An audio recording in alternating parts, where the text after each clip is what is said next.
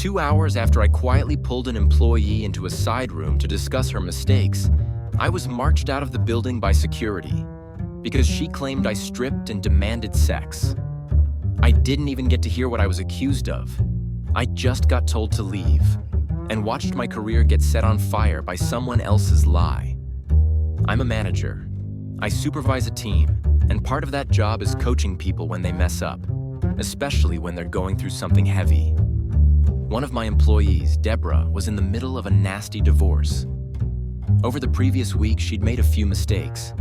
Nothing evil, nothing irreparable, but enough that it needed to be addressed before it snowballed. I didn't want to embarrass her in front of the team, so I asked her to step into another room to talk privately. I brought a small stack of paperwork, pointed out what needed to be corrected, and told her I wanted to make sure she had support and a clear plan so she didn't keep getting buried. She agreed. She actually thanked me. It felt like a normal, adult workplace conversation. 10 minutes, maybe 15. Then we walked out. She went back to her desk, and I went back to work. About an hour later, security showed up. They didn't ask questions. They didn't pull me aside for a quick chat. They escorted me out like I was dangerous. My boss, James, met me and said, in that stiff, rehearsed tone managers use when HR is standing behind them, that a sexual harassment complaint had been filed against me and that per protocol I was being placed on leave pending an investigation. I was stunned.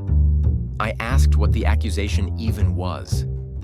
James said, "We need to investigate. I can't disclose any details." I asked again, because that made no sense. How was I supposed to defend myself if I wasn't even allowed to know what I allegedly did? Same answer. Because it's an open investigation, you're not permitted to know. If we have questions, we'll contact you. He also gave me that line companies love. It shouldn't take long. If you've done nothing wrong, you'll be paid for the time you're out. I didn't like it, but I also knew I hadn't done anything. So I left. That night, I got a notification on my phone that my email password was incorrect, which meant they'd already locked me out. 2 days later, I called James for an update. I was told he was unavailable, but someone would contact me soon. No one did. I called again the next day. Same response. After that, I started calling daily. Every single time, I was told James was unavailable and someone would reach out. What I got instead was a letter in the mail telling me I was fired. Not terminated pending outcome. Not we couldn't substantiate. Fired. And the reason listed on that letter made my stomach drop. It claimed I had exposed myself and demanded sexual favors from an employee. The employee named in the letter was Deborah, the same woman I'd pulled aside to discuss her mistakes. I called James immediately. I was told, again, he was unavailable. And I was asked to understand that the matter was closed. Closed. My life was being blown up, and they wouldn't even speak to me. That's when I got a message on Facebook from a friend in IT, Paul. He asked what happened because he'd been ordered to deactivate my accounts. I told him everything, still half in shock, still thinking there had to be some kind of mistake. He replied almost instantly. "Wait, you took her into room X?" I said yes. Paul wrote, "Dude, room X has a security camera. We store expensive equipment in there, so it's always recording." I just stared at my phone. I didn't even know there was a camera in that room. I'd chosen it at random because it was quiet and close. Paul pulled the footage, and there I was, in the video, holding a stack of papers, pointing to them, speaking normally, standing at a respectful distance, pants on, belt on, fully dressed, the entire time. No touching, no exposure, no anything. I left James a voicemail that night. The incident happened in a room with surveillance footage, and I'd be contacting an attorney. 15 minutes later, after days of being unavailable, James suddenly found the time to call me back. He asked me to join a phone conference with him and HR. That call went exactly the way you'd expect. They were shocked. They kept saying things like, "We didn't realize," and "We have a zero tolerance policy," and We have to be extremely careful these days, and we regret that this wasn't identified sooner. They also admitted, without admitting, that they hadn't checked the footage before firing me. Then they dropped the part that made my blood boil. They'd already replaced me. And since it would be unfair to fire my replacement because she did nothing wrong, they claimed there was no job for me to return to. So their solution, presented like a generous favor, was to pay me for the suspension period, change my file to say I resigned voluntarily, and provide a good reference. I told them that was unacceptable. They had fired me for a disgusting, career-ending accusation. They refused to tell me what I was accused of while investigating. They ignored my calls for days. They didn't even do the most basic check that would have cleared me immediately. Then they replaced me before their investigation was even meaningfully completed. And now they wanted me to walk away quietly with a fake resignation on my record like this was some minor clerical error. They asked what I considered fair.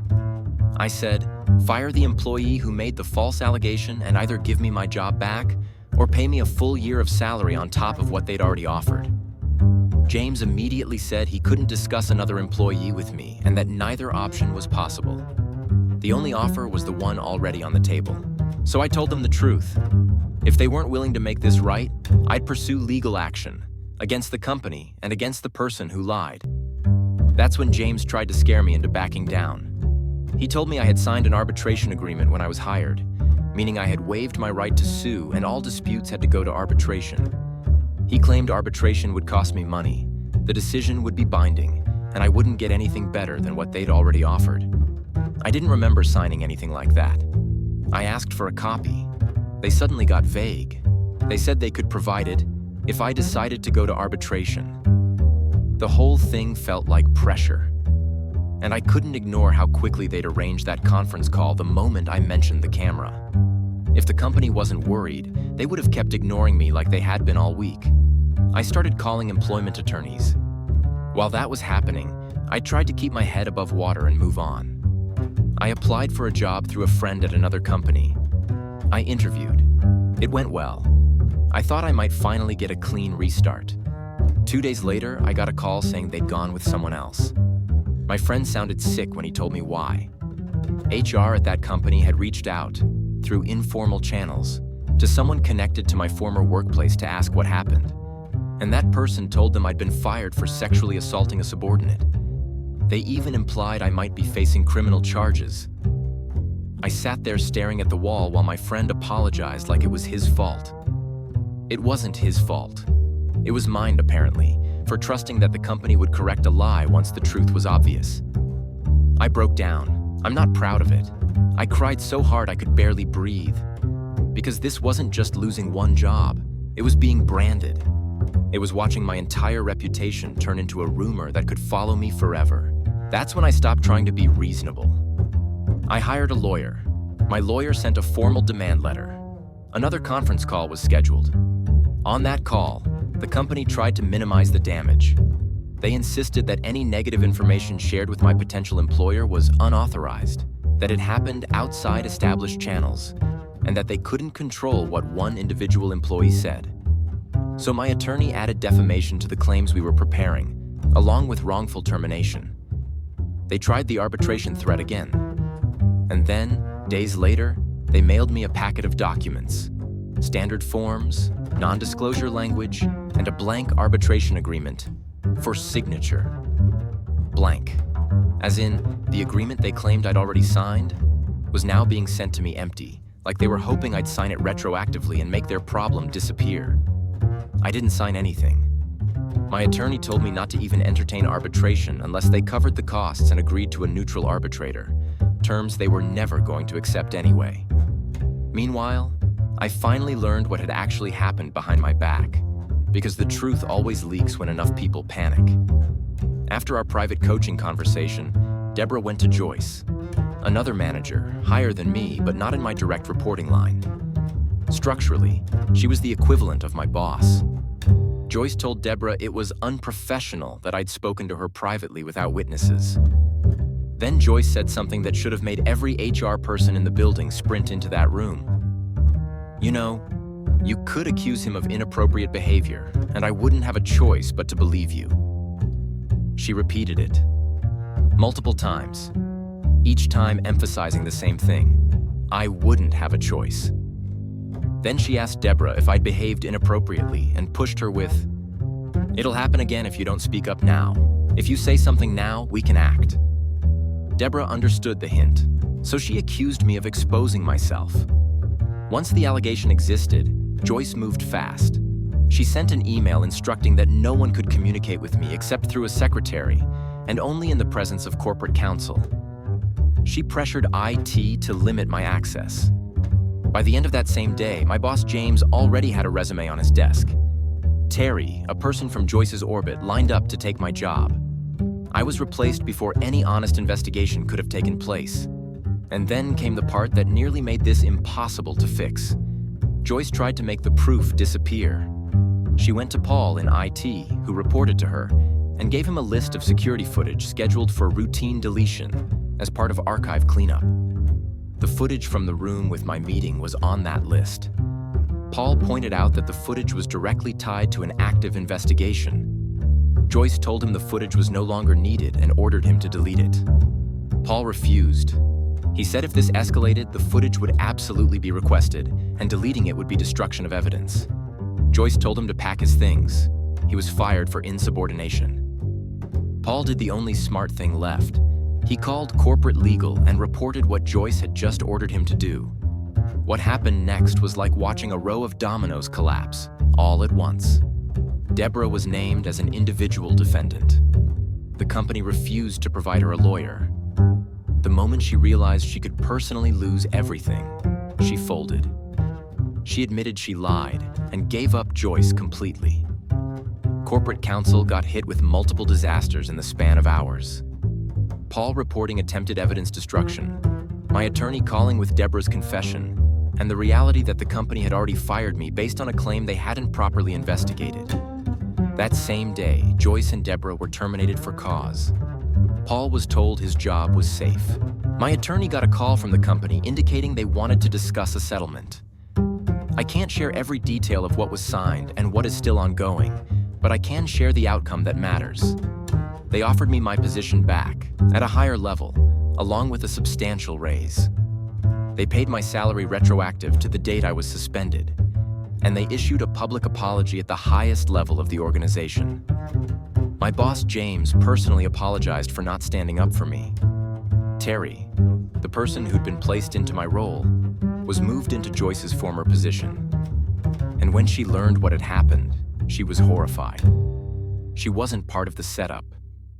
She was just a convenient piece in someone else's plan. The legal mess isn't fully over, and I can't talk about everything still in motion. But the lie that got me fired is dead. My name is officially cleared inside the company. What I can't shake is how close I came to losing my entire career, because one ambitious manager saw an opportunity and decided a false accusation was just another management tool. 2 weeks. That's how long it took to go from walked out by security to sitting in a leadership role again, purely because there happened to be a camera in the room I chose by accident, and because one IT guy refused to delete the proof. If that camera hadn't been there, I don't know where I'd be right now. That's where the story ends. Thanks for watching. Let me know what you think of this story in the comments. Subscribe to the channel and see you next time.